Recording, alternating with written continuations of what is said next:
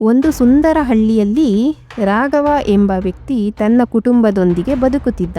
ಅವನ ಹೆಂಡತಿ ಲಕ್ಷ್ಮಿ ಮತ್ತು ಇಬ್ಬರು ಮಕ್ಕಳು, ಕಿರಣ್ ಮತ್ತು ದೀಪ. ರಾಘವ ಬಹಳ ಪರಿಶ್ರಮಿ. ಪ್ರತಿದಿನ ಬೆಳಿಗ್ಗೆ ಬೇಗ ಎದ್ದು ಹೊಲಕ್ಕೆ ಹೋಗುತ್ತಿದ್ದ. ಲಕ್ಷ್ಮಿ ಮನೆಯ ಎಲ್ಲಾ ಕೆಲಸಗಳನ್ನು ನೋಡಿಕೊಳ್ಳುತ್ತಾಳೆ. ಮಕ್ಕಳು ಶಾಲೆಗೆ ಹೋಗಿ ಓದುತ್ತಿದ್ದರು. ಅವರ ಮನೆ ಏನು ದೊಡ್ಡದು ಅಲ್ಲ, ಆದರೆ ಆ ಮನೆಯಲ್ಲಿ ಪ್ರೀತಿ ತುಂಬಿತ್ತು. ಒಂದು ದಿನ ಕಿರಣ್ ತನ್ನ ಸ್ನೇಹಿತನ ಮನೆಗೆ ಹೋಗಿದ್ದ.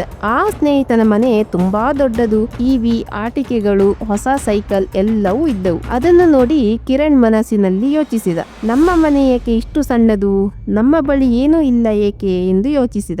ಆ ದಿನದಿಂದ ಕಿರಣ್ ಸ್ವಲ್ಪ ಬೇಸರದಿಂದ ಇರಲು ಶುರು ಮಾಡಿದ. ಆ ಸಂಜೆ ಮನೆಗೆ ಬಂದಾಗ ಅವನು ಅಪ್ಪನಿಗೆ ಹೇಳಿದ, ಅಪ್ಪ, ನಮ್ಮ ಮನೆ ಏಕೆ ದೊಡ್ಡದಿಲ್ಲ, ನನ್ನ ಸ್ನೇಹಿತನ ಮನೆ ತುಂಬಾ ದೊಡ್ಡದು, ಅವರ ಬಳಿ ತುಂಬಾ ವಸ್ತುಗಳಿವೆ ಎಂದ. ರಾಘವ ಸಣ್ಣದಾಗಿ ನಕ್ಕಿದ. ಅವನು ಏನು ಹೇಳಲಿಲ್ಲ.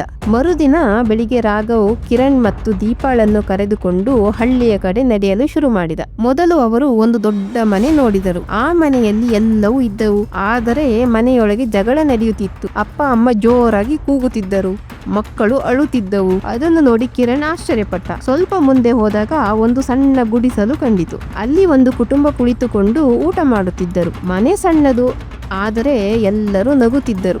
ಮಕ್ಕಳು ಖುಷಿಯಾಗಿ ಮಾತನಾಡುತ್ತಿದ್ದರು. ರಾಘವ್ ಕಿರಣ್ ಕಡೆ ನೋಡಿದ. ಕಿರಣ್, ದೊಡ್ಡ ಮನೆ ಇದ್ದರೆ ಸಂತೋಷ ಬರುತ್ತದೆ ಎಂದು ಅನಿಸಬಹುದು, ಆದರೆ ನಿಜವಾದ ಸಂತೋಷ ಮನೆಯ ಗಾತ್ರದಿಂದ ಬರುವುದಿಲ್ಲ. ಕಿರಣ್ ಹೇಳಿದ, ಹಾಗಾದರೆ ಏನಿಂದ ಬರುತ್ತದೆ ಅಪ್ಪ ಎಂದ. ರಾಘವ್ ನಿಧಾನವಾಗಿ ಹೇಳಿದ, ಪ್ರೀತಿ, ಗೌರವ, ಒಬ್ಬರನ್ನೊಬ್ಬರು ಅರ್ಥ ಮಾಡಿಕೊಳ್ಳುವ ಮನಸ್ಸು, ಇವು ಇದ್ದರೆ ಸಣ್ಣ ಮನೆ ಕೂಡ ಸ್ವರ್ಗವಾಗುತ್ತದೆ ಎಂದರು. ಈ ಮಾತು ಕಿರಣ್ ಮನಸ್ಸಿಗೆ ತಟ್ಟಿತು. ಮನೆಗೆ ಹಿಂತಿರುಗಿದಾಗ ಕಿರಣ್ ತನ್ನ ತಾಯಿಯನ್ನು ಅಪ್ಪಿಕೊಂಡು, ಅಮ್ಮ, ನಮ್ಮ ಮನೆ ಚಿಕ್ಕದಾದರೂ ನನಗೆ ತುಂಬಾ ಇಷ್ಟ. ಲಕ್ಷ್ಮಿ ನಗುತ್ತಾ ಕೇಳಿದಳು, ಏಕೆ?